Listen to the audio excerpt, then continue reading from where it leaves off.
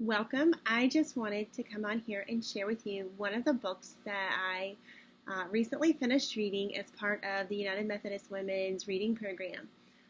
You can choose books. This is 2020, so you can choose books from 2015 all the way up to 2020. The book that I'm going to share with you today, I was hesitant to share that I was going to dive into this one just because of the nature of the book itself, and I wasn't quite sure what the book was going to entail. I will share that I was pleasantly surprised. It's not as graphic and things like that like I feared it would be.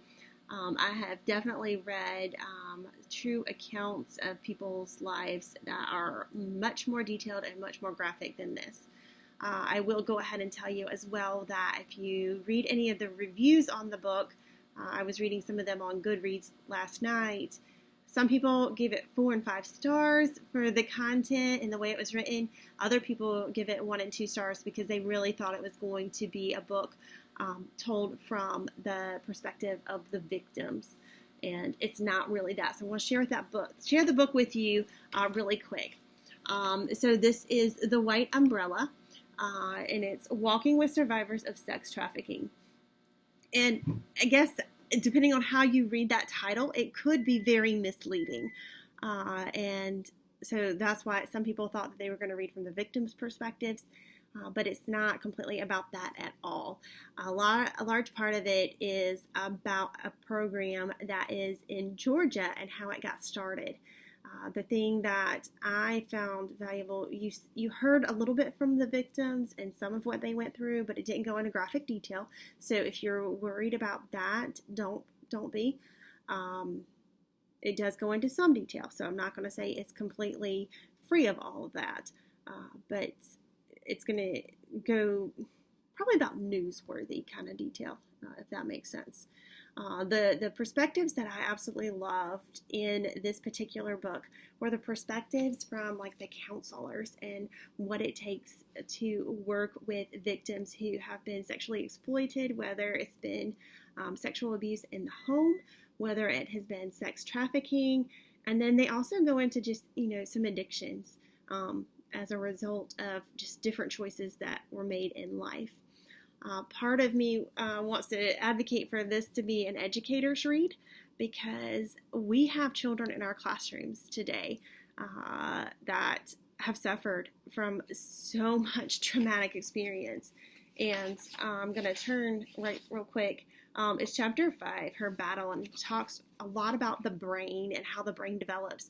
And when you experience these types of situations at such a young age, it's kind of like that's where your brain stops with certain reactions and certain developments and things like that. And so when you've got a kid in your classroom who was victimized when they were 4 and 5 years old, and now they're 13 and they're acting out and you don't know what to do, and they frustrate you and you get so mad and angry at the world and at them for why can't you control yourself and things like that, there's a reason.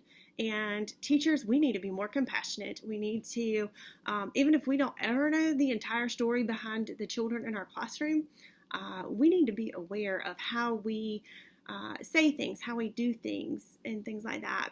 It can be something very simple and innocent that can trigger an episode for anybody who has experienced any type of abuse, but specifically in this book referring to sexual abuse.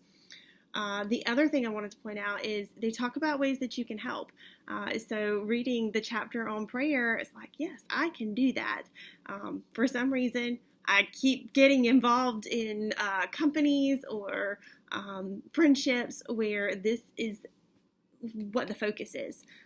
Helping victims of human trafficking, helping victims of domestic violence and things like that. So when I was with Damsel in Defense years ago, a lot of that is about self-defense, but also advocating for people who are victims and how to not be a victim and how to bring hope. And they actually work in countries building safe homes for women. I am with Trades of Hope now, and there's a huge part of that in getting, women out of brothels, helping them move past the human trafficking side of things, getting them out of that lifestyle. I will tell you, in the book, it does share, the heartache and the hard times the troublesome parts of working with some of these women, and then you think that they're on the right path, and then they resort back to old behaviors. And that's part of the cycle, and it's not an easy road. So if you're considering, definitely a career or volunteering down this path, be prepared for some of that. So I strongly encourage that you read The White Umbrella. For the United Methodist Women Program, it would be on the 2016 reading list, and it's under social action. So that would fulfill your commitment for reading for that category. So it's The White Umbrella, and I'll just read it from the back. The white stands free from spot or blemish, innocence. So hence the white part, and then the umbrella being a device to protect. And so that's why it's The White Umbrella. Thank you for sticking with me. I hope you pick up this read. I hope I didn't give away too much, but I hope I gave away enough that you're encouraged to check it out for yourself.